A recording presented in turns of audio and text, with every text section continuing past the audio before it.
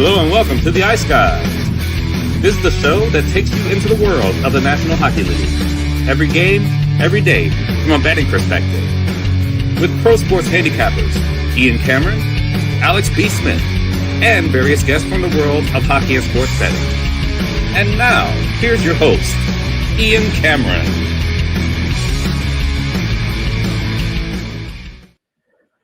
Welcome to the Ice Guys, Saturday, October 18th. Ian Cameron, Alex B. Smith, and as he often is, Ryan Robinson in the house on this Saturday edition of the show, ready to break down a huge Saturday card. We got 13 games, a baker's dozen of NHL on tap on this Saturday. We'll get to those games in just a moment. Just a quick thought or two on the games last night. It was obviously a small card, only 4 games. Minnesota Wild's performance summed up in one word: woof.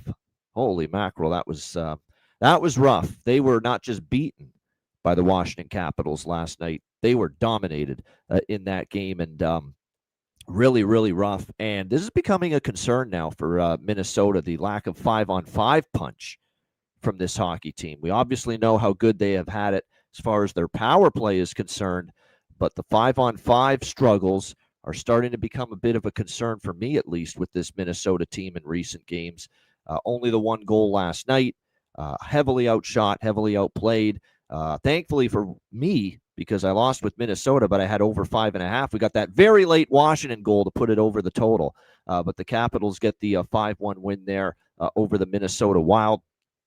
We saw Detroit take down the struggling Tampa Bay Lightning. And this Detroit Red Wings, man, this team just keeps on rolling, playing good hockey. They got a solid defensive effort. Nikita Kucherov, a late scratch, certainly didn't help the cause for Tampa Bay last night, but you give Detroit credit, a 2-1 overtime victory last night. Dylan Larkin, the captain, scoring in overtime, and the first NHL goal for a guy that's probably going to have a very, very good career for this Red Wings team.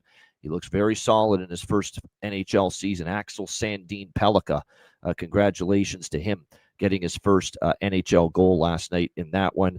A very entertaining game with Vancouver and Chicago. Chicago with a 2-0 lead after the first period, but Vancouver comes back in the second and ties it up.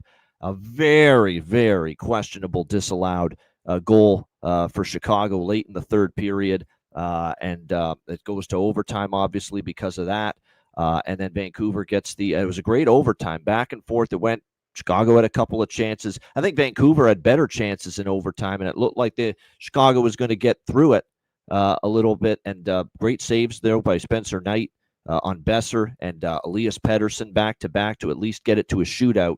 But the shootout, Vancouver emerges victorious. Nobody could find the back of the net in the shootout until Brock Besser did. And Vancouver gets a 3-2 win. 11 straight wins now for the Vancouver Canucks over the Chicago Blackhawks. But I'll say it again. I've said this before, but pretty much every time Chicago's lost a game this year, I was still pretty impressed with Chicago in defeat. I've said that a lot about this team. And last night, you'd like to see a 2-0 lead hold up and get the 2 points and get the win. So Chicago's still got to learn those little ways of closing out games. But like I said, I thought they got a bad whistle there and a bad call, in my opinion, at the end of toward the end of the third period. Probably should have been a goal. I don't think that was nearly enough to say it was interference. So, like I said, bit of a tough break there for Chicago, and Vancouver with the 3-2 win in a shootout. And thankfully, Utah remembered how to score goals last night. I came back to the over 3.5 Utah team total last night, saying, you know what? They could have easily scored 5 or 6 against Calgary the other night. And the goals that should have went in against Calgary, they went in last night against Yaroslav Askarov and the San Jose Sharks, commanding 6-3 victory last night for the Utah Mammoth over the San Jose Sharks. Until things change, San Jose is either a combination of over for the game or the opponent team total over until further notice. This team cannot keep the puck out at all. I mean, it's just been a brutal defensive start to the year for the Sharks. The goaltending hasn't been great. Askarov, Nedeljkovic, doesn't matter. Real issues keeping the puck out of the net right here so far this year for San Jose. Alex, thoughts on Friday night? And I know you'll have a few things to say about what went down there in the Windy City. Yeah, we'll get to that in a minute. We'll start with the Wild and Caps game. And it was funny because everybody in the world, we talked about it. We talked about it on the chat before the show, listening to other shows yesterday. Everybody was talking about the big matchup of Wild power play and Caps penalty kill. And I jokingly said on Twitter yesterday, I said, watch this game only have 2 or 3 penalties. There were only 6 penalties. Wild only had 2 power play chances, and they really didn't do much with them. Like you said, they have to be able to sustain and play offense with 5-on-5. And it's funny, as someone who I live here in St. Paul, I've watched the Wild since the entire time I lived here. Seeing quality teams have terrible power plays, and now all of a sudden they have a power play that rivals the 90s Penguins, but they can't do shit in 5-on-5 play. That it has to be frustrating for Wild fans, and I know because I had a buddy of mine texting me for about 40 minutes after the game yesterday talking about the season's done, bet 18-1 for them to finish last in the division. Like, I mean, he was jumping off the ledge yesterday, and I'm just like, there's 5 games. We're 5 games in. You can't make any assessment too high or too low on any of the teams right now. There's 4 to 6 fucking games played. There's still a lot of hockey left. But I get the frustration because it seems like, oh my God, here we are finally fixing something that's been broken for a decade. Sounded like a fan that's similar to Ryan's roommate. I'm kidding. Okay, right. No, I'm not. But here we are talking about a team that's fixing something that's been broken for a decade, and then now it's like, you push one button and then everything else pops out on the other end. It's just frustrating to see, but I do think we see a bounce back from the Atlantic. It's more of an aberration. Like I said, it's been a tough place for the Wild to play now. The last 3 years, you're looking at 2 games that went to past regulation and a blowout loss. So that's just going to happen in those cross conference matchups. Now, Hawks and Vancouver. Fantastic game throughout. Hawks with a good start. Hawks with a damn near perfect first period.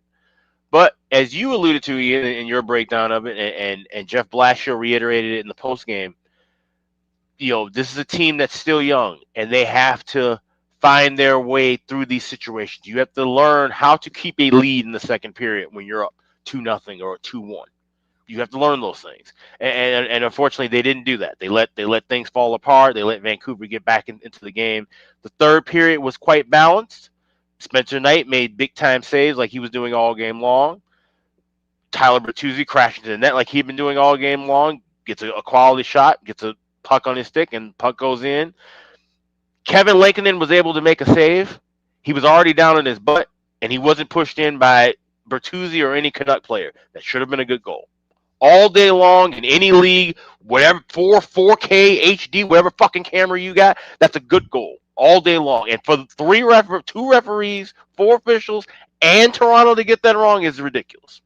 It's absolutely ridiculous. And as a young team, the Hawks, who are trying to build and do something, this is now a big test. And I like how Blashill, I like what the guy said afterward. You can't let this hang over you. You gotta forget about this immediately. They said the highs and lows, just like that high of an 8-3 win against St. Louis. You can't carry that and ride that momentum too high.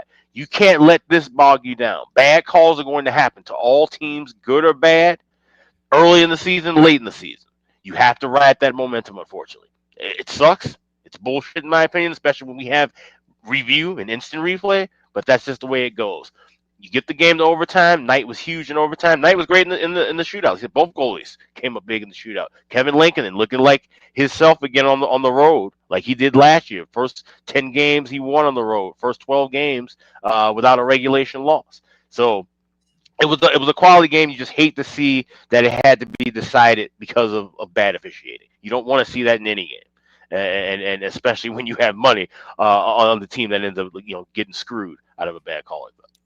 And it's not just, and I have a feeling with just the inconsistency of one ref crew, and maybe there's different people working the video replay room in Toronto on a night-to-night basis, a game-to-game basis. I guarantee you, there's certain crews, certain refs, certain video people that would probably say that's a goal or no goal, I should say.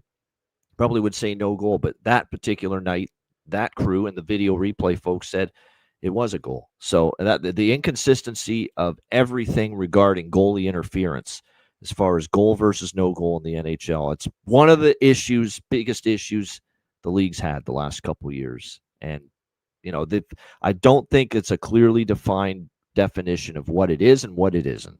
And that's the big problem. And I'll say this one last thing, too. There is no way where a stick hitting a goalie, unless it hits him in the face or the neck, should be constituted as goalie interference. You're wearing 40 pounds of fucking padding.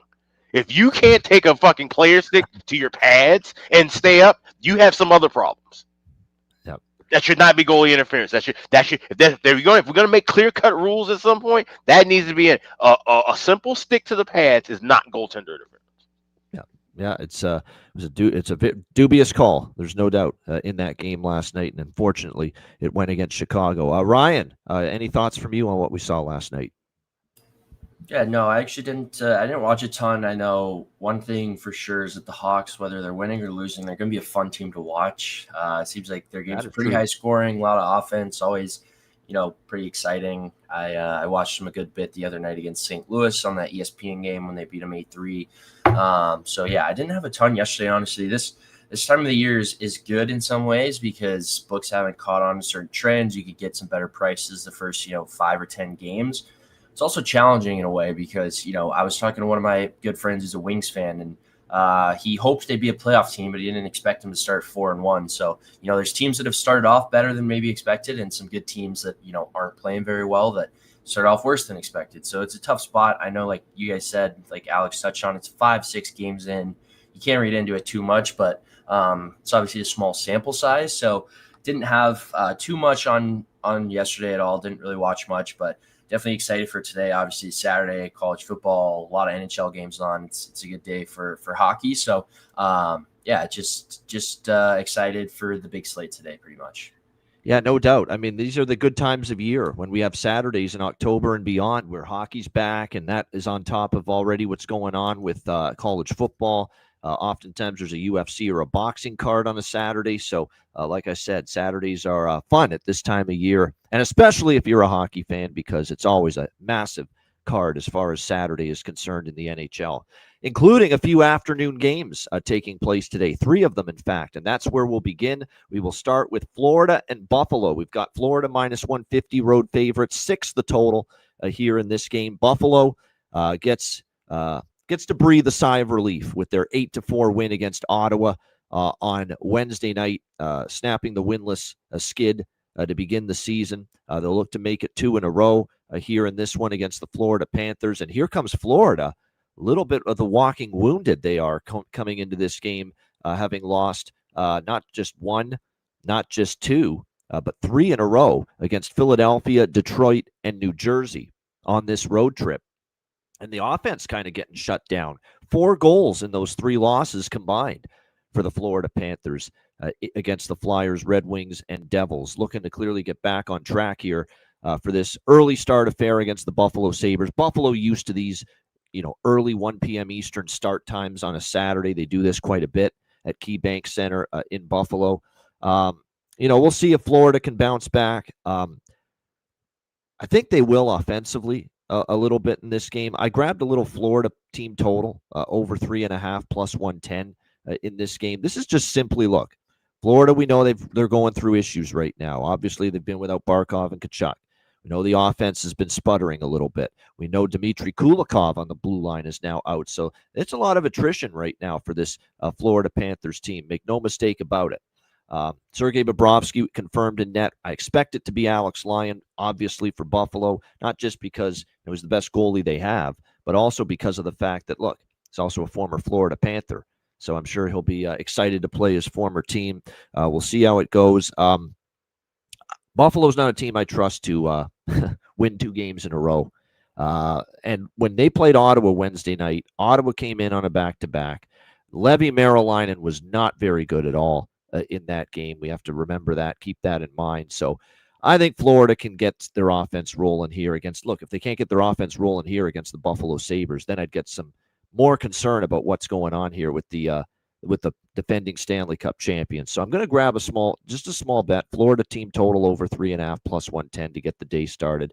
Don't mind looking over the total for the full game, but I'm going to zone in more on the Florida side of the equation, that they can get some offense going here in this game. What do you think here, Alex? Florida, Buffalo. Yeah, I usually don't play a lot of overs in these early games, and most times because it's involving Buffalo, and like I said, it's hard to trust on their offense. But Florida's in such a weird way. I think this could be kind of a crazy up and down game. So minus $1.02 was the best price I saw, around $1.02, $1.05. I'll go over 6. Ryan, Florida, Buffalo. Yeah, not much for me, honestly. I think I'm going to stay off this game. Just two teams that haven't played great. Obviously, Florida, you'd expect them to bounce back, being the defending Cup champs. I just see them around minus 148 now, so I still don't love that price. They haven't been playing great.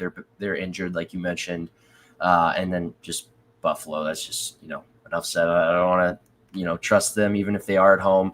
I do see the overs at 5.5 now, around minus 135. So, like Alex mentioned, I think if anything, I would sprinkle the over, but I don't feel great about anything in this game, so I'm going to stay off this one with how many good quality games and options there are today. Couple props. I'm going to go Josh Doan on the Buffalo. Your buddy, Josh Doan on the Buffalo side. He had 3 assists in the game against Ottawa. Whether it's a goal or an assist prop, I think that's worth a look. And on Florida, we got a little bit of a line change here for Paul Maurice. He's been using Mackie Samoskevich primarily on the top line with Bennett and Marchand. Not the case now. Evan Rodriguez is going to get moved up to that top line with Bennett and Marchand. Samoskevich will play with Boquist and Kuhlman, Lusterinen. So I think there's some value with Erod here, Evan Rodriguez, as far as goal or assist prop up on the top unit here for Florida this afternoon. All right, New York Islanders, Ottawa Senators. We've got Ottawa minus 140, home favorite, 6 the total in this game. This is just going to be ride the Islander overs until they stop cashing. Still undefeated over the total. The Islanders, if you can believe it, of all teams, every Islander game has gone over the total, and usually it's been because of their defense and the struggles they've had early in the season giving up goals. Went over the total against Edmonton, because of an empty net goal. Kind of fortuitous, that one went over the total. But they finally got a little offense and mojo going as far as scoring production is concerned in that 4-2 victory, their first of the season against Edmonton in their last game. So we'll see if they're able to build on that here against an Ottawa team that's not keeping the puck out of the net all of a sudden. Some real issues for Ottawa at the defensive end of the ice.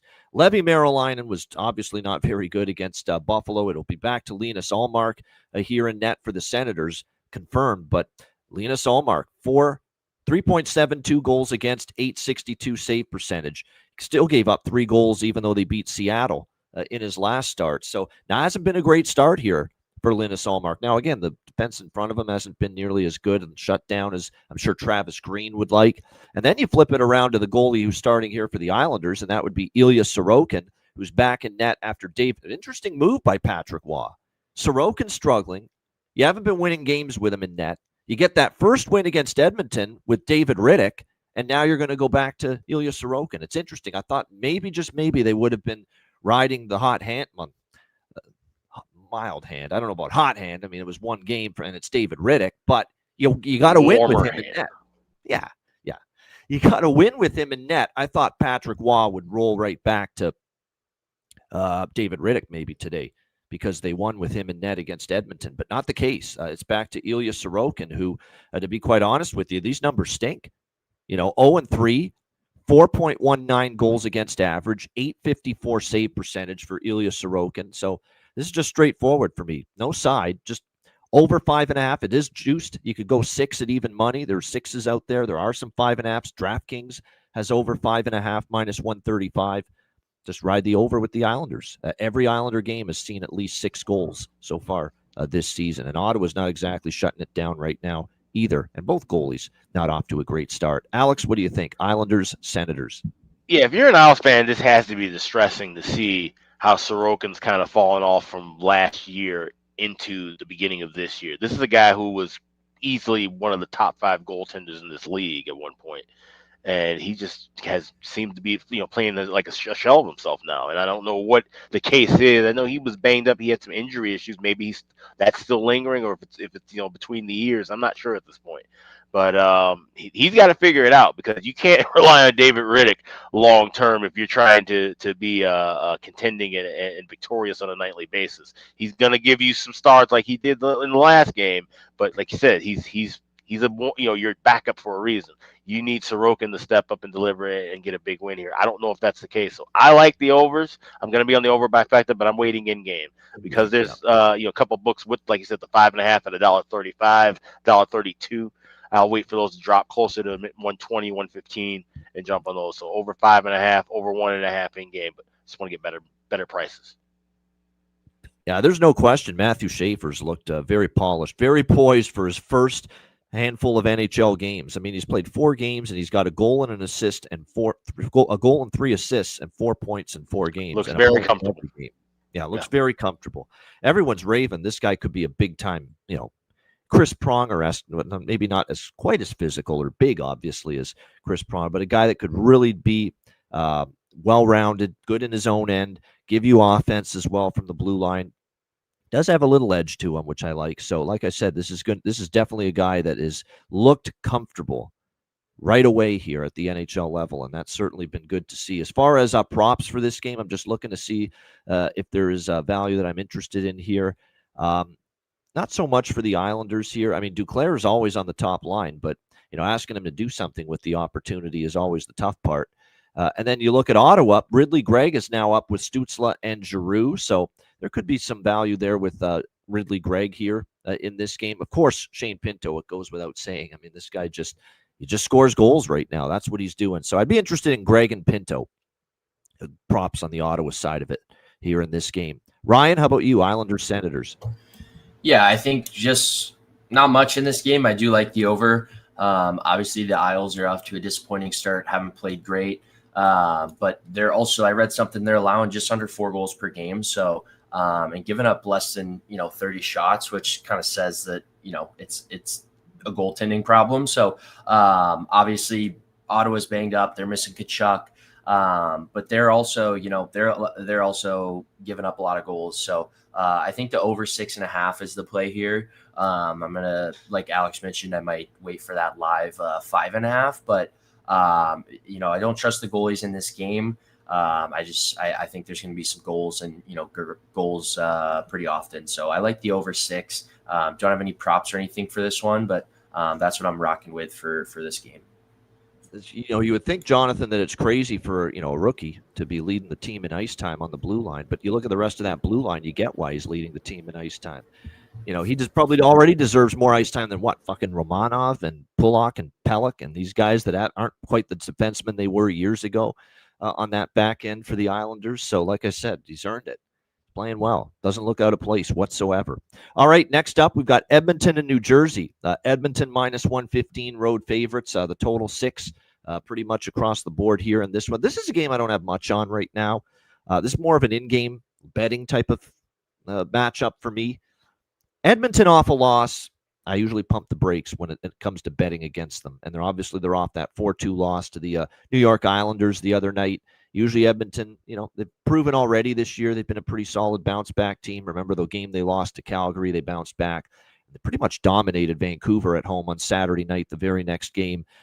But I don't know, something about Edmonton's not fully clicking right now. And I would say it's offensively they're not fully clicking. I think their defensive game's been all right, good enough. I can't say really too many bad things about the Skinner and Pickard combination. But you're right, offensively they haven't really clicked. New Jersey's playing well too. I've liked what I've seen from the Devils here this week. They've ripped off a few wins in a row. It was a nice win for them against the Florida Panthers in their home opener the other night. And shout out to Don LaGreca, the new TV voice of the New Jersey Devils. Pretty solid, actually. He puts a lot of energy into it. So I made a point of it to listen to some of the Devils broadcast the other night. Not bad as far as the new play-by-play voice on television there. As far as this game goes, I'm just going to wait in game. I might look at Edmonton at a plus price if I find it at some point during the game. Let's say New Jersey, energy of winning the home opener. I could see them getting off to a, momentum from the win the other night against Florida, getting off to a good start, and then maybe Edmonton rallies late, kind of like what we saw with Chicago, right? When they pummeled St. Louis, they got off to the great start against Vancouver last night, but then gradually as that game went on, Vancouver got stronger and better, and Vancouver came back and won the game. I could see that here. New Jersey starts fast, but Edmonton works their way back into the game here and maybe wins it. So Edmonton at a plus price is kind of my target in game if they fall behind. Looks like Jake Allen will be in net, which you'd expect. Obviously, Markstrom is out week to week, so he'll be getting the majority, the bulk of the starts moving forward. And Stuart Skinner projected, although there's no confirmation there as of yet. Alex, what do you think here, Edmonton, New Jersey? Yeah, that's probably the best option for me too, would be looking at it live. And like I said, this is one where I want to see the feel and pace. Edmonton's a weird team, especially in day games.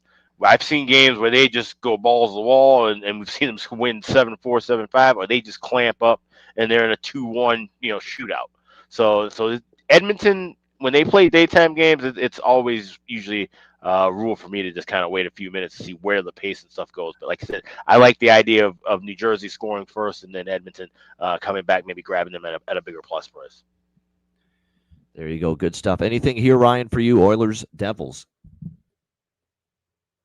Yeah, I think honestly, I know the Oilers haven't started off too hot. Kind of been up and down and consistent. Obviously, Skinner, had a brutal season opener, played better, against the Rangers, but they've struggled scoring so far. Their offense has kind of been the problem. But I think when you have McDavid and Draisaitl, which are two best players in the world, that can only go on for so long. McDavid obviously still hasn't scored yet. I think that he breaks that streak today. So I like McDavid anytime, as well as Oilers money line. I'm trying to check right now. I don't hate what Alex mentioned with, New Jersey to score first and then potentially, the Oilers to win. So it looks like team to win from behind at any point. I see it. The Oilers at plus 290, almost plus 300 at DraftKings. So I think that could be worth a sprinkle, especially, like you guys said, with it being a day game, if they start a little bit slow. I just think, 97 and 29 are going to turn it on today and, put the team on the back. So I like Oilers money line as well as, a small sprinkle for them to win from behind. Props, I got one on each team. Andrew Mangiapane is still up on the top line with Connor McDavid, and so the good value there. He's gotten a point in every game but one, and it's looking like it might be a loaded-up top line for Chris Knoblauch today. McDavid, Draisaitl, and Mangiapane. And then my New Jersey prop that I like, I've mentioned Mercer. I think he's worth a look, but the one I'm really liking for New Jersey, our old friend, and facing his old team, Connor Brown for the New Jersey Devils against Edmonton for the first time since being a member of the Edmonton Oilers. Why not? Now, he scored 2 goals in the one game, and he hasn't scored in any other game so far this year for the Devils, but I think today might be one of those days. I feel it. Facing Edmonton first time since moving on and joining the Devils in the offseason. So Connor Brown, looking at a goal prop there for him in this one today against his former team. All right, the rest of the games are all night games, starting with Ryan's Dallas Stars taking on the St. Louis Blues. We've got Dallas minus 125 road favorites. Total here sitting at 5.5 in some spots, 6 in others. So make sure you shop around. If you like the under, get a 6. If you like the over, get a 5.5. There's no reason you shouldn't. And that's why it's important to have multiple accounts and multiple sports books available to you. So I've been riding Dallas overs, and I'm riding Dallas over again. Every game for Dallas gone over the total, and there's still 5.5s out there, minus 135 at DraftKings, minus 132 at FanDuel with over 5.5. But I am concerned about one thing, even though I'm still on the Dallas over train. St. Louis may want to tighten it up. They are coming off an 8-goal allowance to Chicago. That's not going to sit well with anybody. I could definitely see St. Louis maybe putting a little bit stronger emphasis here on the defensive end of the ice. That being said, they have had real issues against any offense with a pulse so far this year, St. Louis at times.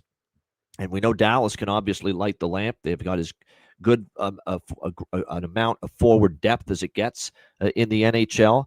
And that's without the likes of Matt Duchene, who, of course, got injured a few nights ago, and Jamie Benn. They still have tons of game breakers up front that can make a difference for the Dallas Stars, and they've still been able to score goals. Binnington is likely going to be in net here for the St. Louis Blues tonight.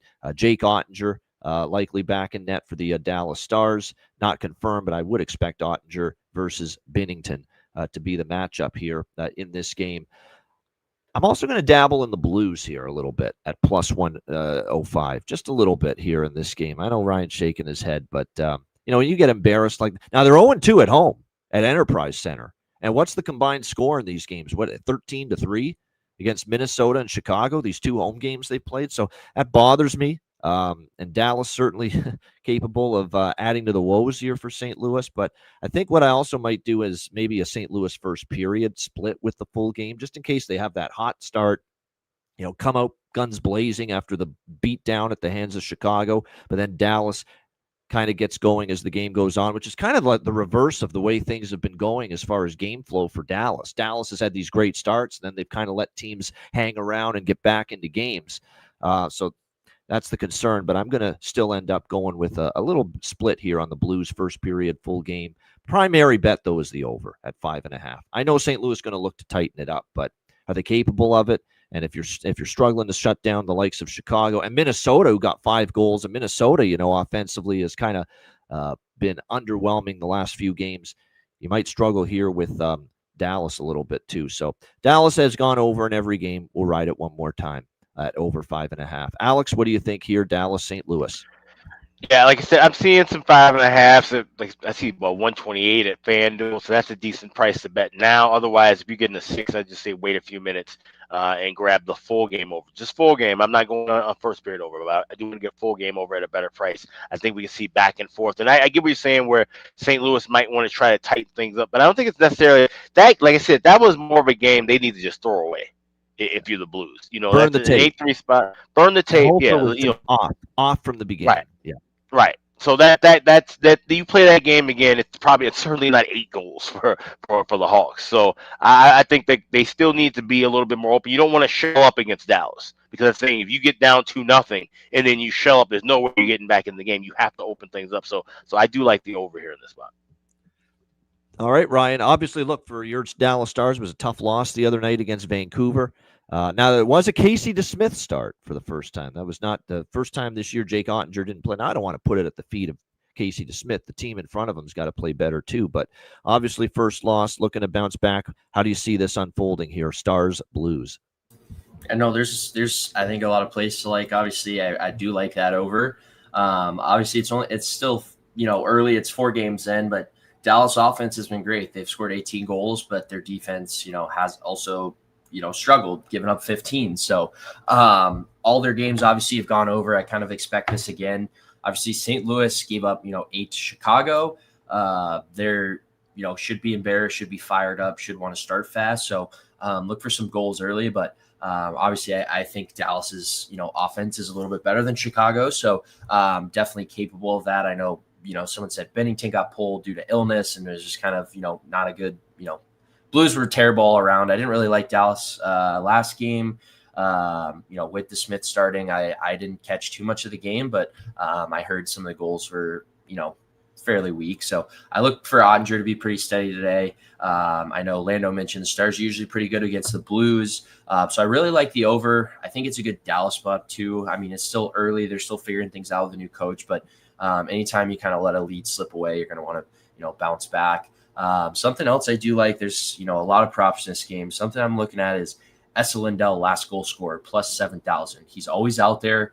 He if you look, he has 4 or 5, probably 6, 7 goals, empty net goals in his career. If it's a 1-goal game or a 2-goal game, he's out there the last, 2 or 3 minutes of the game, whether Dallas, they're up big or not. He kills penalties, obviously. So if there's an empty net look, I think Esa Lindell, last goal scorer, plus 7,000. I'm going to take a small shot with that. Again, he's out there the whole, last few minutes of the game that they're protecting the lead. Something else that we kind of joked about is they're still figuring out how to play. I don't know if it's a system thing. I don't know if they take their foot off the gas, but if they get up, 3-4 goals on St. Louis, look for plus 1.5. We joked with St. Louis at plus money because it's cash every game except that Minnesota game due to a late empty netter that Dallas got. But for whatever reason, they're still figuring out how to play, with that lead, that 2-3 goal lead. So I know it's early. There's going to be woes in the season, but I don't know. It's just something to keep an eye on. If they do get up, 3 or 4 goals, heading into the third period, they've taken their foot off the gas a little bit. But I also, like Rantanen, first goal, Lando mentioned, he seemed to have success against the Blues, obviously play them. And Binnington, according to Jonathan. Yeah, big success. Yeah. And, Binnington, I don't feel great about him in general. Obviously, Dallas likes to play him. Rantanen loves to play him. So I think it's a good Dallas spot. I think it's a good over spot. Obviously, there could be a lot of goals, with both teams not being great defensively. So I'm on the over. I'm on Dallas, minus 125 in a bounce back spot. And then, like I said, Esa Lindell, last goal scorer, as well as Mikko Rantanen, first goal scorer. It is. That angle is in play. The 3-game win streak snap playing on the road, which says Dallas. But like I said, I'm not jumping on that angle blindly. I'm tracking it still further to see just how successful it is long term. As far as goal props, yeah, Rantanen obviously for the success he's had against Binnington, that makes sense. But I'm going to throw out a few too. Wyatt Johnston, every game he's gotten on the board, and you're not getting bargain bin prices, but still plus 230 I'm seeing in some spots. Like, still a great price for a guy that's finding the back of the net every time, pretty much, for the Dallas Stars. So Wyatt Johnston, won't you be my neighbor, is on a 3-game goal streak. Jake Neighbors for St. Louis, and you can get north of plus 300 with him. Holloway, he's on the top line now with Thomas and Neighbors, and he finally got a goal the other night against Chicago, and that I think that could get his confidence going again. So Holloway, Neighbors, Johnston, don't mind Rantanen either. Ryan's pointed out in the past to us, Sam Steele remains, up there on the lineup. So, eventually he's going to get one. If you keep playing on the top line like he is, eventually you're going to get one. We'll see if tonight could be that night. All right, next up as we roll along here, it is Nashville and Winnipeg. Winnipeg minus 170, home favorites, 5.5 the total in this game.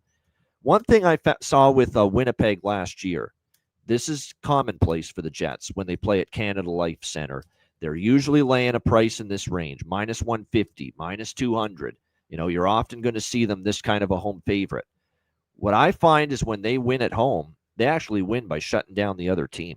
How many times have we seen Winnipeg games on home ice last year where they won 3-0 or 3-1 or 3-2 or 4-1?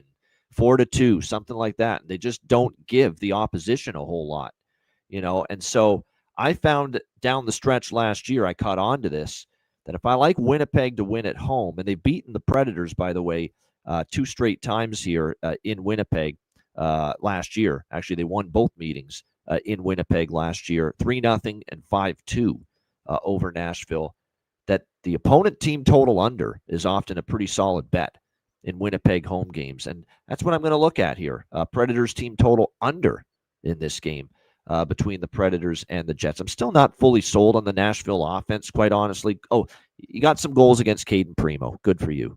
In Toronto earlier this week. I mean, then you turned around against Montreal. You couldn't get much going. You end up losing that game 2-1 in overtime. I still think there's a Nashville offense that, I got to see it.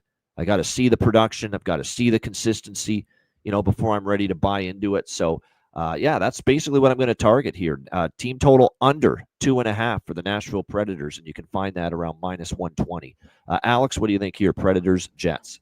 So I'm kind of in the same theory, but I'm going to go with the parlay of Jets money line and under 6.5. You can get plus 150 at BetMGM, or you can piece that together in any book of your choice. But like I said, I don't trust in Nashville getting goals. Like I said, this feels like it could be easily a 2-1, 3-1 kind of a Winnipeg game. So I think that's the kind of the best approach.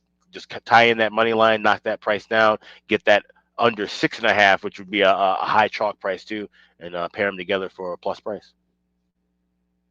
The UC Saros and Connor Hellebuck, the goaltending matchup, not confirmed, but definitely would expect that to be your goaltenders here in this game tonight.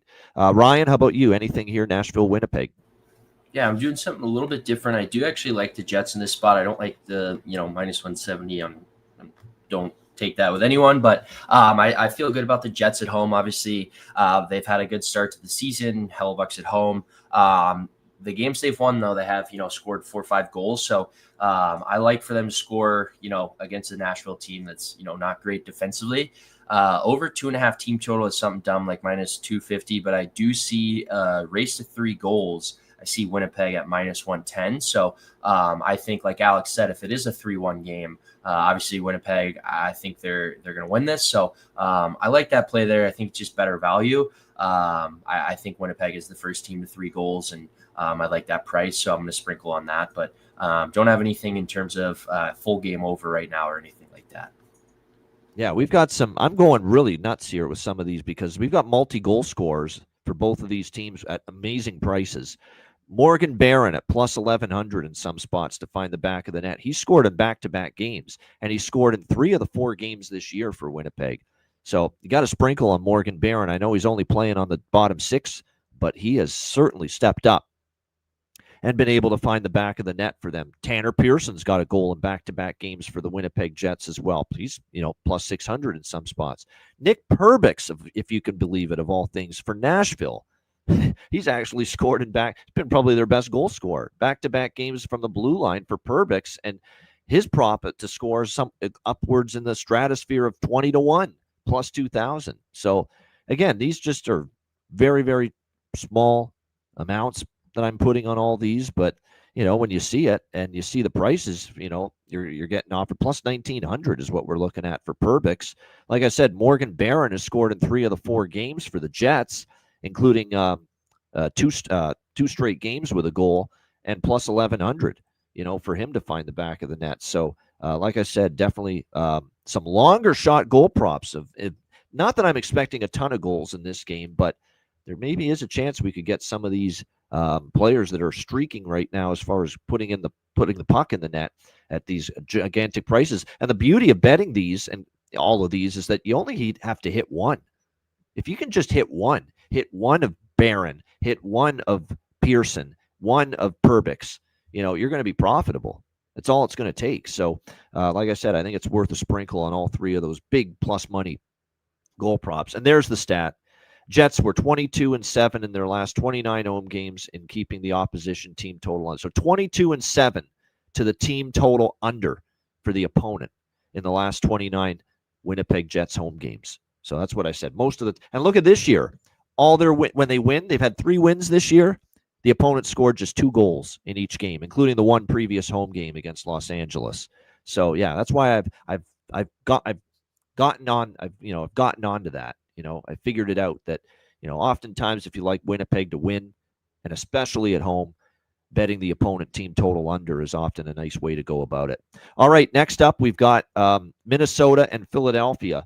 Minus 115 for the Flyers as home favorites. The total here sitting at 6.5 across the board. I sprinkled on the draw in this game. It's just one of those classic potential draw spots where you have East versus West.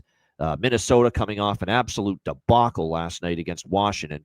I can't believe how awful they were 5-on-5 last night in that hockey game, but they were just shellacked really by the Washington Capitals, suffocated really, couldn't really muster any kind of consistent threat offensively. I mean, they were stuck on single-digit shots on goal, going into the third period last night of that game against Washington. It is obviously back-to-back here for the Minnesota Wild, which means Jesper Wallsted's probably going to get the nod here tonight for the Wild in net.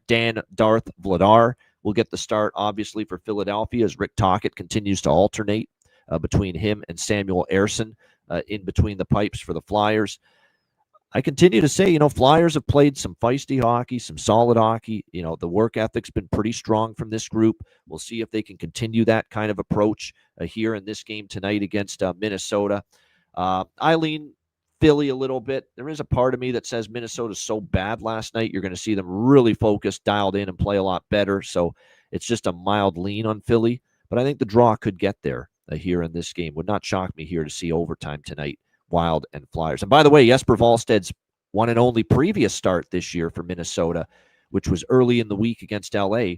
That game did go to overtime, or a shootout actually, and that game did cash the draw. So my first draw sprinkle on the card here for this game, Wild and Flyers. Alex, what do you think? Minnesota, Philly. Yeah, I got here with the draw as well. Grabbed plus 330. It's still available at FanDuel. I'm going to run it back with Boldy, too, to get the game winner like I had last night. 60-1 tonight. Last night it was 65. So those are 2 I have in pocket. But I like the over more than anything else. I like over 6. And this is a big game, in my opinion, for Jesper Wallsted.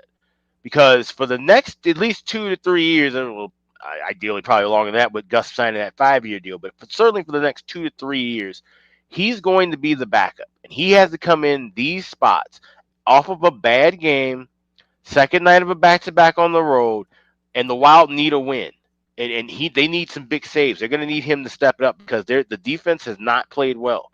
And like I said, Wallstead didn't look that sharp in his first start, in my opinion. So he needs to have a better start, not just for himself, but certainly for his team to have a chance to win this contest. And we shouldn't really have to say that against a Philly team. And this is a Philly team we do like, and I wouldn't be mad if they got 2 points in this game because I have the over 10.5 points in October. But this is definitely, I think, a step-up spot for Wallstead to really prove himself, to show that, okay, listen, I belong here at this NHL level, and the Wild definitely need it. So I am on the draw. I have Boldy to get the game winner, and I'm on the over 6. There you go. All right, like an over here and the draw, and Boldy to get the game winner. I'll see if we can. And Boldy obviously off to a tremendous start. Boldy goal prop. I shouldn't even need to say it. He's been that good this year. It's always worth a bet. You're not getting the great prices anymore. It's not even plus 200, but still, I mean, he's just been so good scoring. Any plus money you get with him right now is still pretty solid with how good he's been finding the back of the net for the Minnesota Wild. Ryan, anything here for you? Wild Flyers.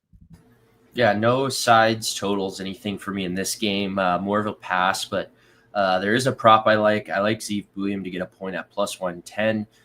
He's been good, obviously. When he was at Denver, obviously, they came down a bunch to play ASU, so I got to see him in person. Just such a good skater, so poised and skilled. I know he's been doing really well in that power play. So plus 110 for a young defenseman to keep it going. I like the value there. So that's all I have in this game.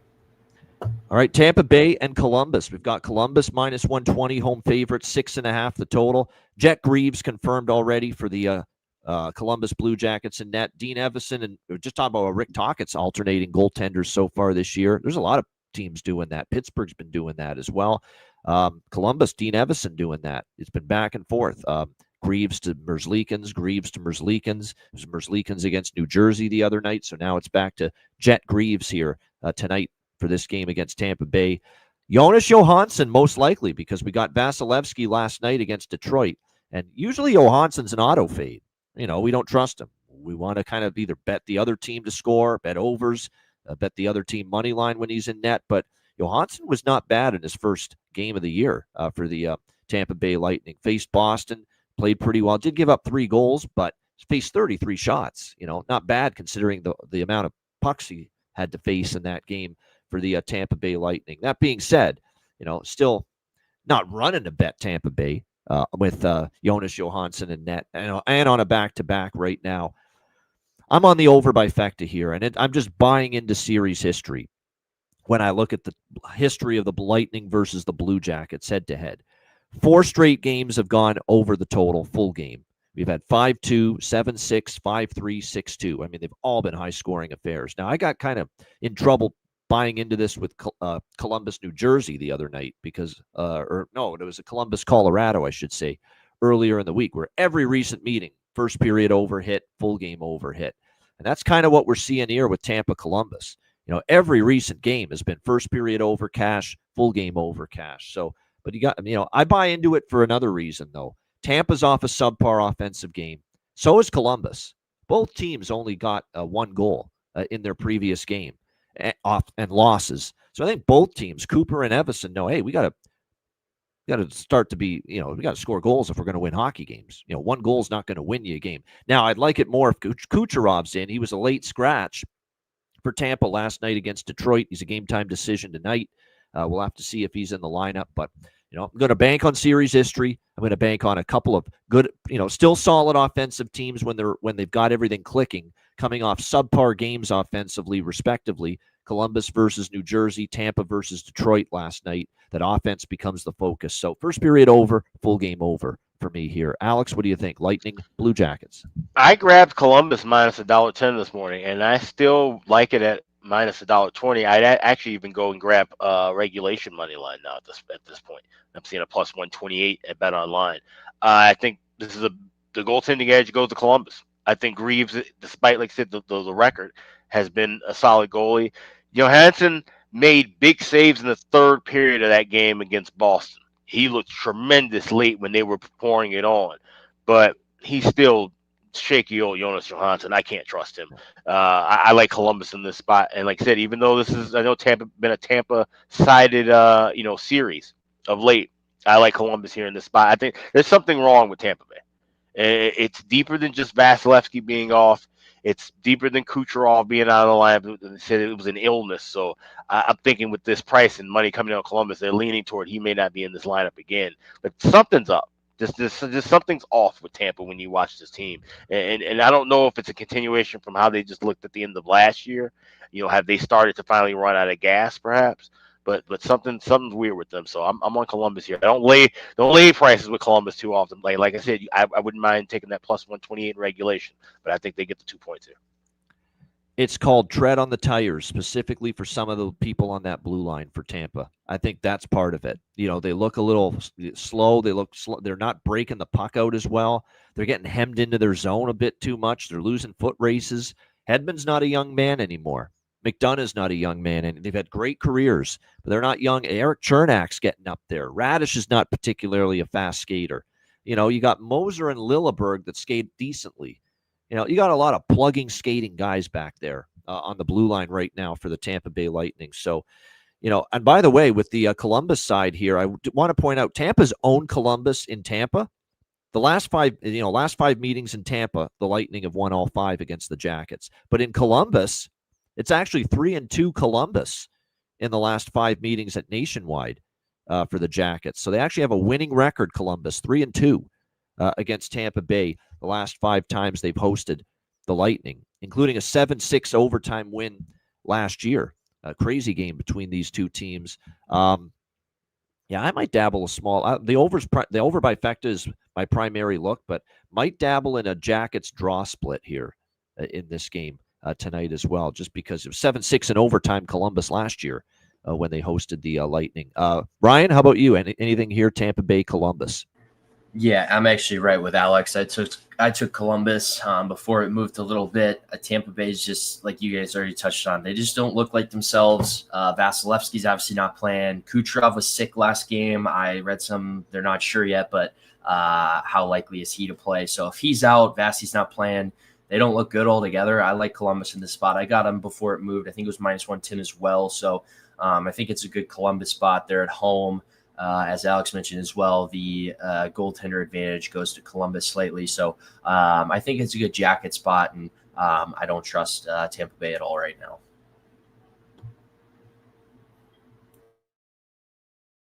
Kent Jonathan was up on the top line the other night. It looked like he might be back down on the second line tonight with Fantilli and Jenner.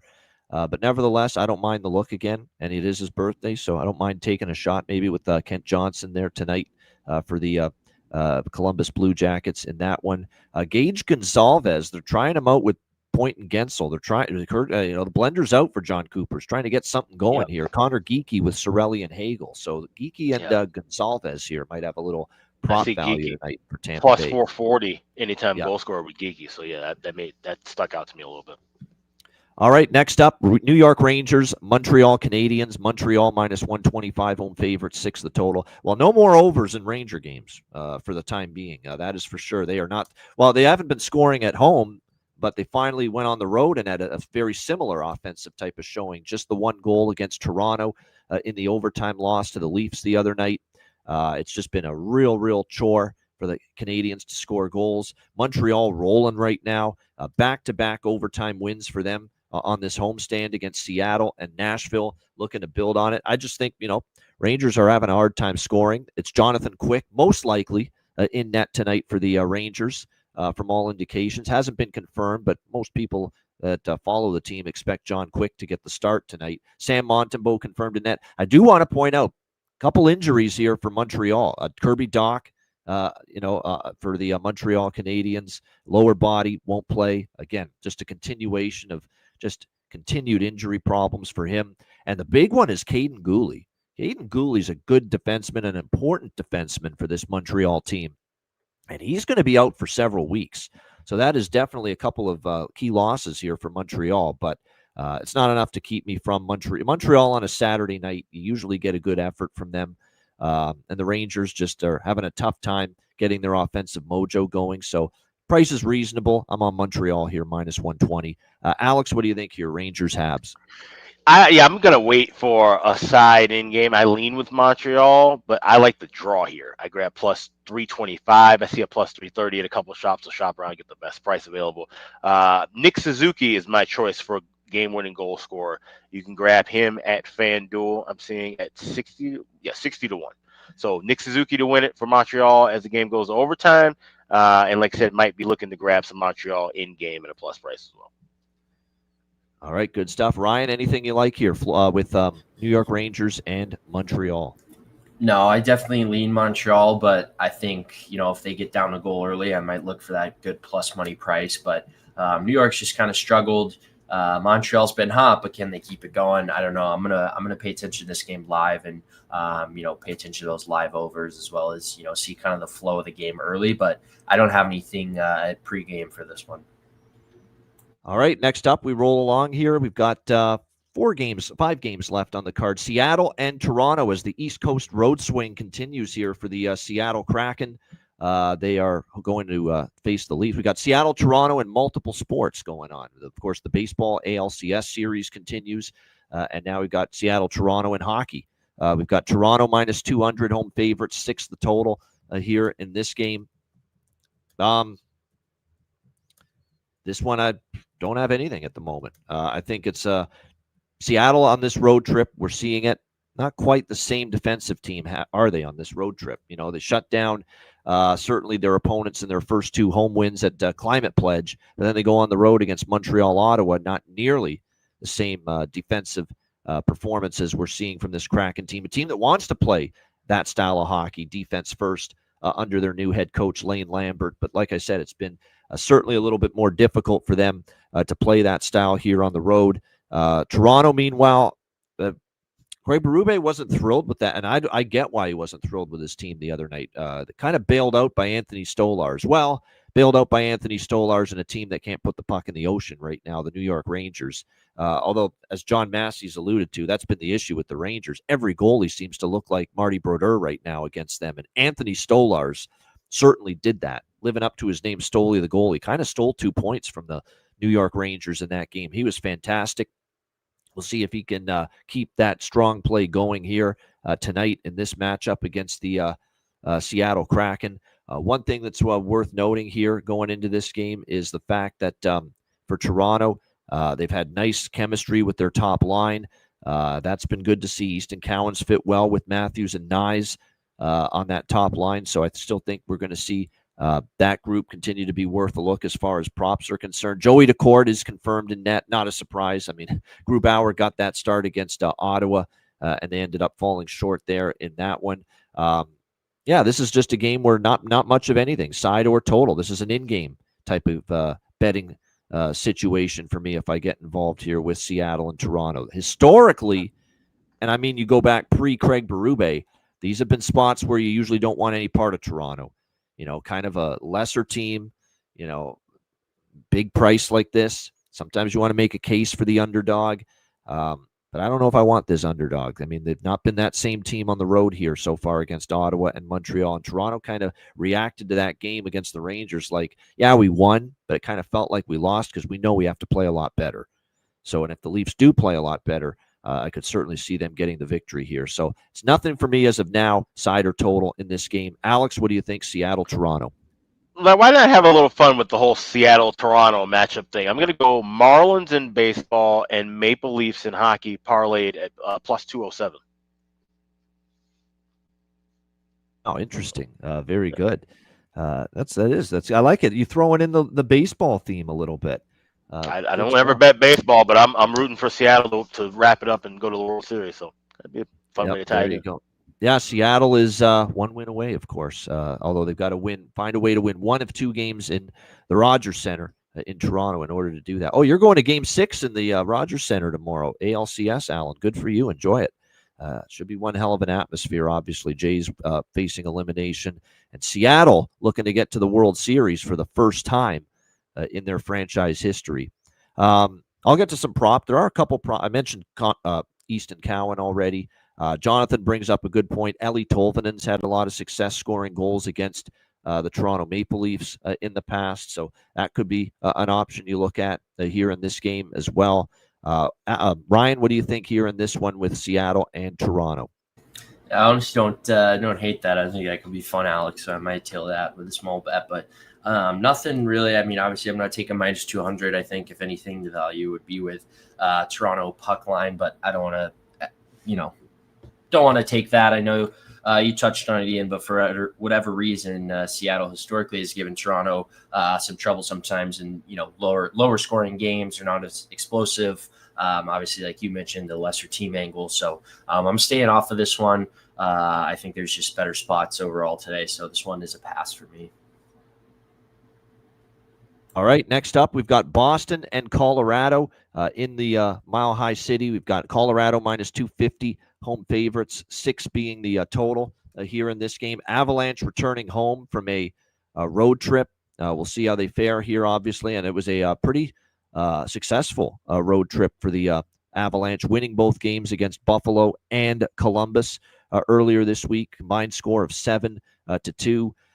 Wedgwood has been absolutely a I don't want to say a revelation, but because we know he's a capable goalie when he gets the opportunity, but I don't know if I expected him to be this good. He's been, other than Dallas, the one loss he's had, he's been excellent, and they don't, Mackenzie who? Blackwood who? I mean, they're not missing him too much right now, the Colorado Avalanche. So I think it's one of these deals where he's playing well. We'll see if he can keep it rolling for the Avalanche.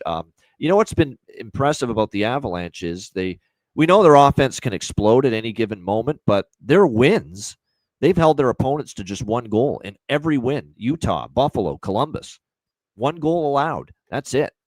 So they're playing pretty solid defensive hockey, and Wedgwood's been a part of it.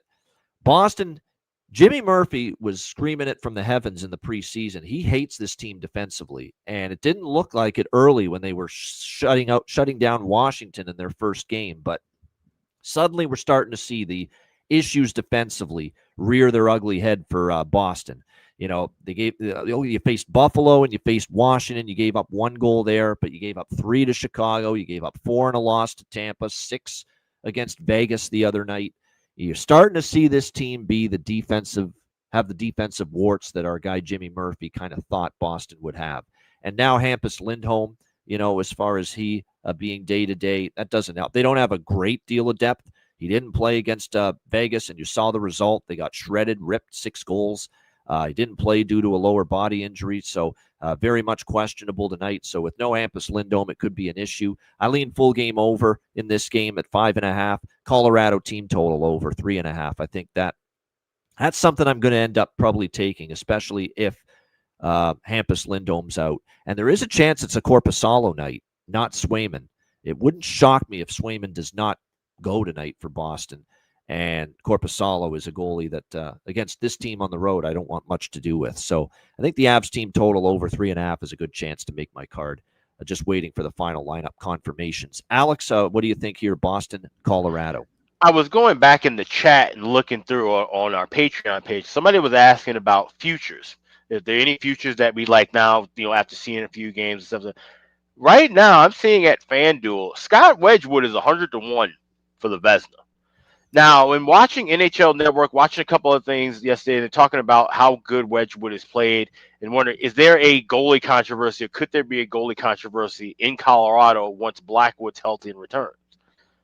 The way that Wedgwood's played, it wouldn't shock me if he's not giving up the net right away when Blackwood is back and healthy. So at 100-1, that's something I'm going to add to the portfolio. I'm playing it small, but that price I think is a little crazy. If he continues to play at this level and he continues to have the net as the number 1 guy, that number is going to shrink rapidly. So that's something that I will be grabbing as soon as this show ends. But I like that Colorado team total over 3.5. I feel like I've been on it every game so far with the Avs. But like I said, they've got that offense rocking and rolling. Like I said, now that you're combining it with good defense too, it's a dangerous Avs team. So give me the team total over and give me a ticket on Wedgwood at 101 for the Vezina. There you go, Scott. And look, I know Mackenzie Blackwood's going to be back eventually at some point, but if you're Jared Bednar, how do you wrestle the net away from Scott Wedgwood right now? I think it's very difficult to do that. Ryan knows Scott Wedgwood, of course, former Dallas Star. and was always capable of coming in there on any given game and giving you a solid performance. Ryan, what do you think here, Boston, Colorado? Yeah, I mean, Wedgwood is obviously, I know him from Dallas. He's a great guy. I know his teammates loved him, and obviously it was no secret that he was a solid backup. So to see him have success with Colorado, it's not really a surprise. That's a guy that you definitely root for. But in this game, I think I'm on Colorado team total over 3.5. Obviously not laying minus 250. I know Boston's had a better start than some people anticipated, but Colorado's coming off a road trip. They're back at home. Usually at that place, it's rocking on a Saturday night. So I look for, McKenna, McCarr, the big guns to keep it rolling. So I do like Colorado in the spot, not taking, obviously their money line, but I do like their team total over 3.5. Excuse me, over 3.5. I think, even if it is a high scoring game, 4-4, 5-5, whatever it might be, Colorado definitely hits that 4-goal mark. So I feel good about it there. And that's all I have in this one in terms of, any totals or anything like that. All right, good stuff there. As far as props for this game here with the Bruins and the Avs, there was just, I think, one on each side that I was looking toward. On the Boston Bruins side of the equation, Geeky with Lindholm and Pasternak, like I said, playing up on that line, a little undervalued compared to the others. For the Colorado Avalanche, this is a streaky guy, and he obviously got a couple the other night for them against Columbus, but Big Val Nichushkin, he can be streaky. Marty Necas up on that top line. I think both of them worth a look here tonight in this one. All right, Carolina and Los Angeles. We've got Carolina minus 145, road favorites, 5.5 the total here in this game tonight. Carolina's the never mind the Reds of the 70s in baseball. They're that big red machine. The NHL big red machine right now is the Carolina Hurricanes. I mean, what they're doing is impressive. They're the lone last standing undefeated team in the NHL. 2 games without Jacob Slavin, the best defenseman, no problem, shutting down San Jose and Anaheim, 9-2 combined score in those games. LA just terrible right now. That was a horrible loss to Pittsburgh the other night, up 2-0 after the first period. You got to close that game out and win that game, and instead you end up losing 4-2 to the Pittsburgh Penguins. So just a team I can't get to. Team I don't want much to do with. I can't back the Kings right now.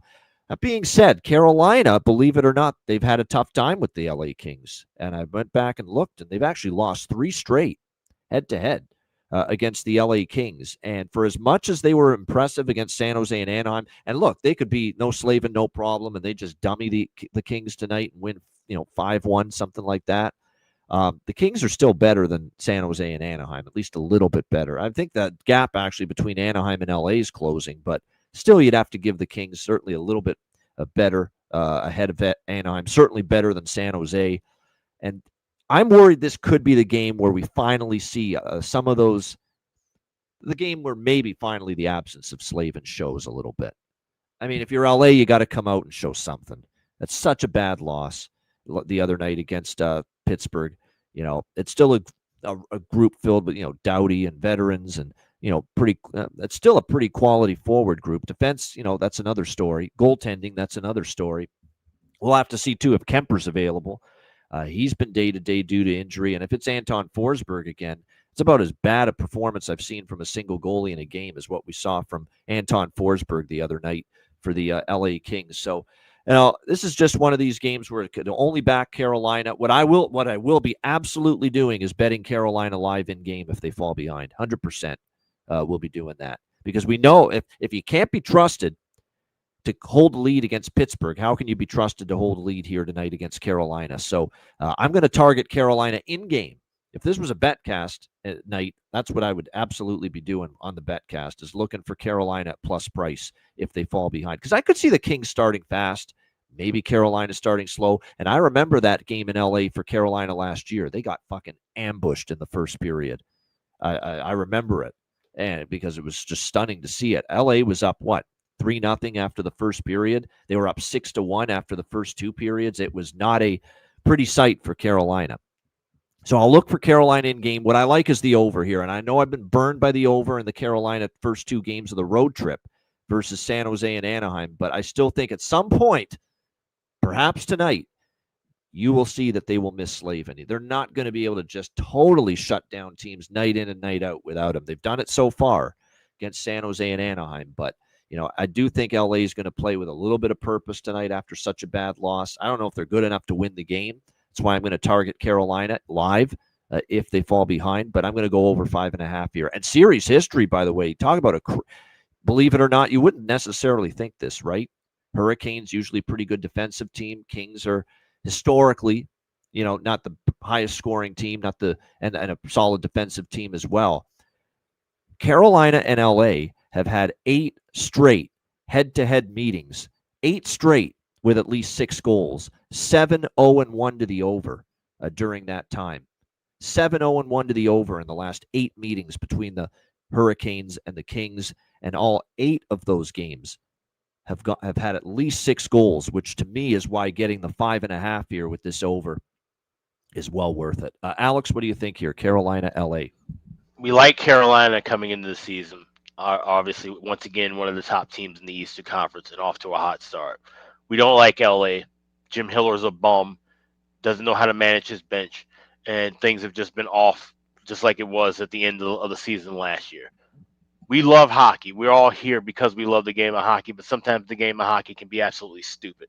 Give me the LA Kings plus 125. Give me the Kings tied with over 4.5 plus 170. LA is going to win this game.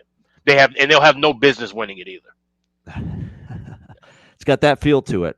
That's the one thing. You do have a team that's got, and look, a team that was very good at home last year. Let's not forget that. The home record was spectacular. Maybe it's not going to be the same home record and the same performance level from this team at home this year. I don't think they're nearly as good as they were last year, but you're right. Hockey can be crazy, and that's exactly why I'm going to get in on Carolina, but I'm only doing it if I see a plus price if they're trailing. I don't feel I've got a little bit of a queasy feeling taking them pregame at minus 145, even though I know they're the better team, even though I know if they play the way they did the last 2 games and LA is as bad as they were against Pittsburgh or even close to as bad as they were against Pittsburgh, Carolina can absolutely win this game and win it by margin. But the price is not great. I got that feeling LA is going to show a little pride, show a little guts tonight. I like the over a lot more than anything else here in this game. 7-0-1 to the over, last 8 meetings between the teams. Ryan, what do you think here? Canes, Kings.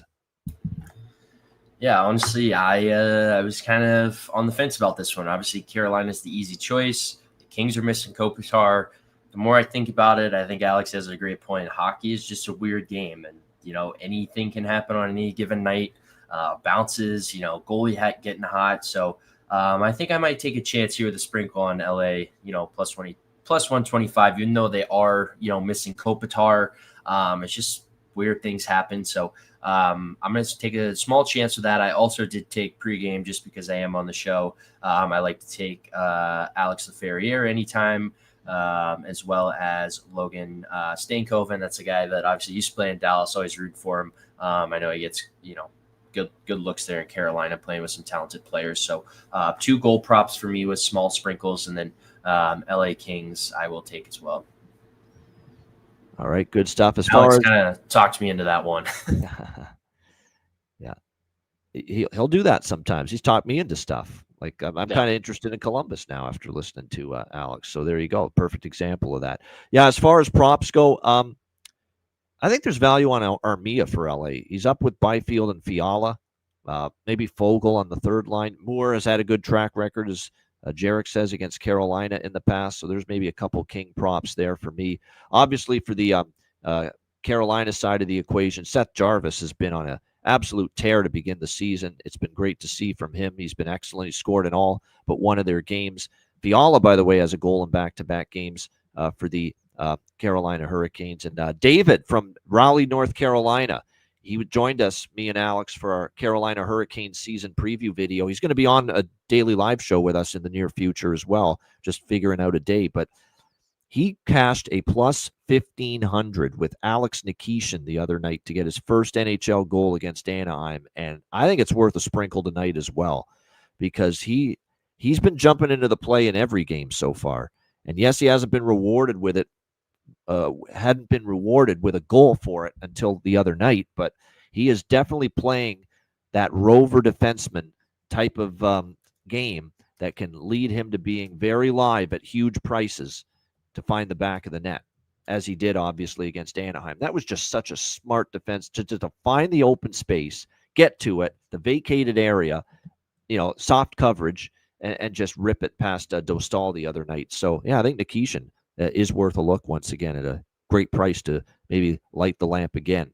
All right, next up, we've got Pittsburgh, San Jose. Pittsburgh minus 150, road favorites, 6.5. The total. I mean, this is just over by Fecta, and maybe Pittsburgh team total over, but I think I'm going to stick to over by Fecta here in this game. Now, again, you may want to wait a little bit in game just to get a better price if you like, but I don't know how you don't do anything but overs with San Jose right now. I mean, they can't keep the puck out of the net, and it's everything.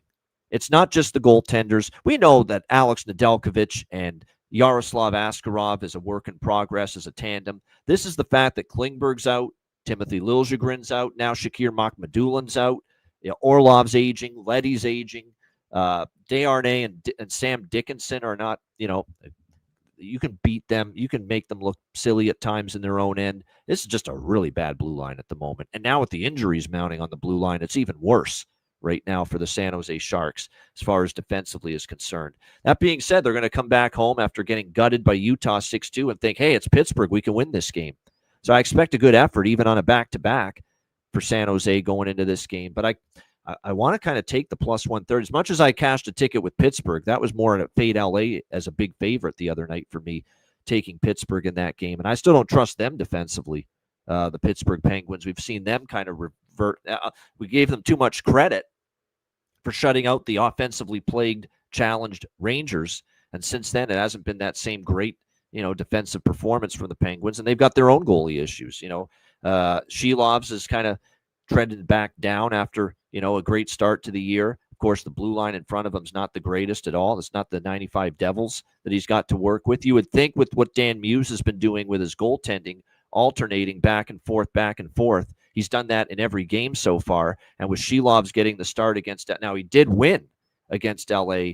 Does Dan Muse break tendency here and decide to give Shilovs a second straight start because they won that game with him in net against LA? Or does he stick to what he said from the beginning and that he's going to alternate his goalies? Because if he sticks to what he said, then it's going to be Tristan Jarry getting the start in net tonight for the Penguins. But either way, I'm on the over by Fecta. I don't know how you do anything else with San Jose games except that. What do you think here, Alex? Penguins, Sharks? Yeah, this game's a pass for me. Like I said, it seems like it should be an absolute back-and-forth barn burner late at night, but more than likely won't be getting involved. More than likely won't even be watching it. So Penguins, Sharks, pass. All right, Ryan, Pittsburgh, San Jose. Yeah, me too. This one's a pass for me. There we go. Short, sweet, and to the point. All right, props for me, just a couple in this game. I still said Skinner. I mentioned Skinner, Jeff Skinner, and he got on the board yesterday against Utah and playing with Celebrini and Kurashev. I'm not taking Kurashev again, though. I don't trust him. Skinner I trust, to maybe find the back of the net. So Skinner with Celebrini, I think there's some value there as far as props are concerned. And then on the Pittsburgh side of the, we talked about how Brazeau is going to slow down at some point for the Pittsburgh Penguins as far as a goal scoring is concerned, although it's been, pretty stunning and pretty impressive. What he's been able to do offensively here in the early going this season. But like I said, Skinner got on the board up on the top line the other night for the for the San Jose Sharks. I think I maybe look toward, you're getting almost bargain bin pricing here with Malkin, plus 290 in some spots. And it's been a nice little start to the season for him. So maybe someone to look at there on the Pittsburgh side as far as goal prop in this game, and a game that I think has the chance to see quite a few goals scored in it. All right, on this huge 13-game card, we have reached the summit, the top of the mountain, the final game of this Saturday card. Calgary and Vegas. We've got Vegas minus 240, home favorites. Total here sitting at 6, shaded to the over in most spots across the board. We just saw these teams play just a few days ago at the Saddle Dome, and it was, Calgary was looking good going into the third period until they weren't. And it was a third period onslaught by the Vegas Golden Knights to erase a deficit and eventually win that game by a score of 4-2. We'll see if Calgary has revenge on their minds. We'll see if Calgary's is good enough, to have revenge on their minds. Now, Vegas has played sloppy, in certain instances, especially at home. You think of the LA game, You know, it was a game they ended up having a 2-goal lead in the third, and LA ties it, and LA wins it 6-5. And then even the game against Boston the other night, you know, you think Vegas home and cool once they made it 6-3, and there's Boston cutting the lead to 6-5, and Vegas got to hang on, you know, at the end. So, like I said, really, offensively, they're excellent, and Mitch Marner adding a player that can fill it up and get 100 points can do that. The defensive play at times has been a little rough for the Vegas Golden Knights. We'll see if maybe they tighten things up here tonight in this one. What's been disappointing, I would say, for Calgary is that, well, we know the blue line has concerns, but we knew Dustin Wolf is capable when he's on his game of stealing games and hasn't found his A game yet. It's clear when watching Dustin Wolf so far this year that definitely they have not found their absolute best game yet this season. And I think his best performance so far this year, and the numbers bear that out. I would expect it's going to be Dustin Wolf here tonight. Devin Cooley got the start in Utah the other night and played way better than I thought, because his numbers in San Jose 2 years ago were not that great. But a 3.77 goals against average, .873 save percentage in his 4 starts, and only 1-3 for Dustin Wolf. I'm not panicking. You know, he's probably going to get better as the season goes on. And let's be honest, this is not a great blue line. You take Rasmus Anderson and Mackenzie Weegar off the blue line for Calgary. There's a whole lot of holes there. There we go. Even though I didn't bet Buffalo, I did bet Josh Doan to score. So apparently he got Buffalo's first goal. So there you go. Josh Doan goal prop to get the day started. Very happy to see that. But yeah, as far as this game, Calgary-Vegas, nothing pregame on the side. Something tells me Calgary is going to be a pain in the neck for Vegas tonight. I just get that feeling. Even though they're not playing well, it's been a rough little stretch here for Calgary. They got beat by St. Louis. They got beat by Vegas. They got beaten by Utah the other night. Just get that feeling. Calgary, losing to Vegas earlier this week. They come back, have a hard effort here. Is it good enough to win? We'll see. But what I'm riding here in this game is what we've talked about. It's just been incredible, especially in the month of October. I believe it is now 11-2. The first period over in Vegas home games in the month of October last year, and so far this season. It's 2-0 this year, first period over for Vegas at home, and it's now 11-2, I believe, in the month of October in their home games the last 2 years combined. So if it ain't broke, don't fix it. Give me Flames, Golden Knights over 1.5, -125 first period. Alex, what do you think here? Calgary, Vegas.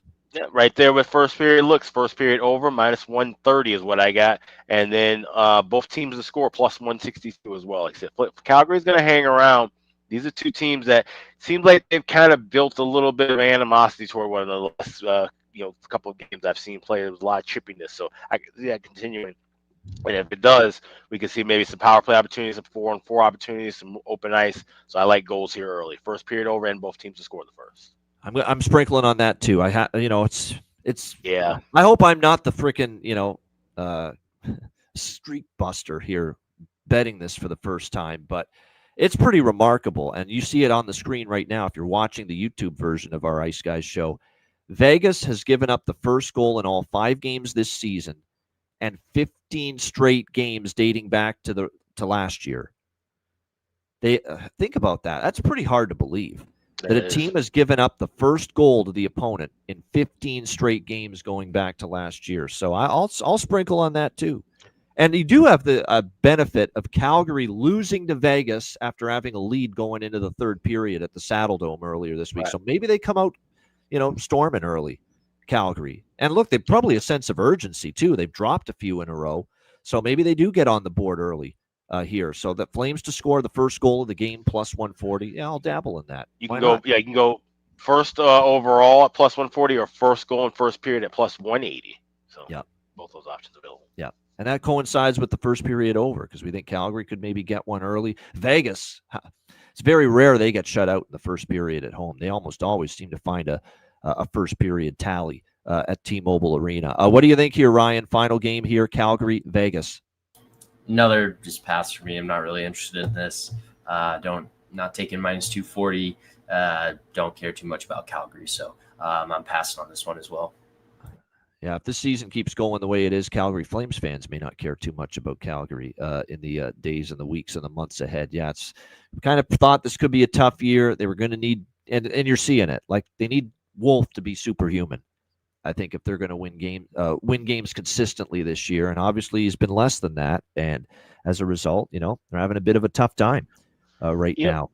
Based on what we're looking at, we like first period over. We like Calgary to get the first goal. Maybe look at a Blake Coleman first goal scorer, Mitch Marner second goal scorer. I might dabble in those. I'm seeing 27-1 for Coleman to get the first goal, 12-1 for Marner to get the second goal. So. No doubt. It's definitely a market because if you think, they've got a good chance here, Calgary, to get the first goal, you could do like a Calgary first goal, Vegas second goal, type of a combination here in this game. Because the one thing, too, about Vegas, we saw it the other night. Didn't Boston get the first goal? Then Vegas answered back right away. And that first period over was as easy peasy as it gets. It was like in the first 5-6 minutes of the game. So maybe you see something very similar tonight where Calgary can get on the board with the first goal. But then Vegas responds very quickly. As far as props for this one, obviously Dorofeyev is just on a ridiculous red-hot start. So I would not talk anyone to looking at a goal prop for him. Matt Coronado is now up with Kadri and Huberdeau on the top line. So you mentioned Coleman. Maybe Sharon Govich. Now, Sharon Govich should be a better scorer than he's shown. He's up on the second line now with Morgan Frost and Connor Zary. So maybe Sharon Govich, but Coleman, Sharon Govich, and Coronado are all of interest for me on the Calgary side as far as props. And as I mentioned, Dorofeyev has been red hot here this season. Maybe Wild Bill, he scored the other night. He can be streaky. And, of course, the value still, as long as he maintains that spot with Jack Eichel, close shave Barbashev, Ivan Barbashev on the top line for the Vegas Golden Knights, worth a shot. 3:30 for that first period over the other night. I wouldn't mind it being that quick tonight as well with Calgary and Vegas. All right, great stuff. Great show. Great pace as well to get through 13 games and, just under 90 minutes. That's what we aim for. We want to keep a brisk pace here with these long Saturday shows with a bunch of games on the board. But shout out to everyone in the chat. 464 live viewers right now. We appreciate it. Hit the like button on the way out if you haven't done so already. The Patreon card will be up by 3 p.m. Eastern. We're going to make sure we get it up for all the games. Islanders, Ottawa, onward for the rest of the cards. So make sure you check it out, patreon.com/iceguys. I'll promote that in a minute. But first, of course, wizardsportspicks.com. The site's getting closer and closer to being full strength, if you will. We've had single game premium picks available on the site the last 2 weeks, but now you can get 3-pack and 5-pack combo pick packages starting today. So make sure you check that out. 6-1 run for me in college football this week on the website. It's been a great week in college football, kind of up and down with the hockey, but like I said, overall, all sports, it's been profitable this week. So keep it rolling here at wizardsportspicks.com. Find me, find Alex, find Matt Robinson, find all kinds of great handicappers on the website. Check it out, wizardsportspicks.com. Patreon.com/iceguys. Again, daily betting card. The response has been through the roof. We appreciate it. Goalie charts, totals charts, all our bonus content. We're going to have exclusive live betcasts later in the season for our Patreon members. And, of course, the daily betting card, sides, totals, player props posted each and every day on the Patreon page. It's one of the best bargains you can find. Just $10 per month. Check it out. Get on board if you haven't already. Patreon.com/iceguys. Also, check out the Ice Guys store, iceguys.myspreadshop.com. We've got all your merch. We've got caps, we've got hats, we've got mugs, we've got T-shirts, hoodies, everything, all available, some cool designs. So check that out right now. It's at iceguys.myspreadshop.com. All right, best bets, bargain bin special of the night coming up in just a moment, right after we hear from our great Ice Guys sponsors.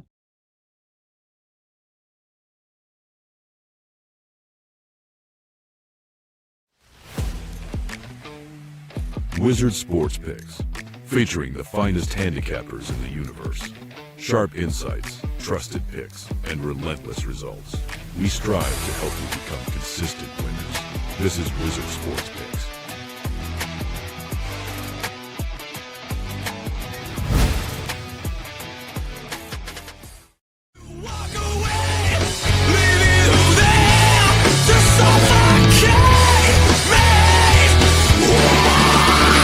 Stop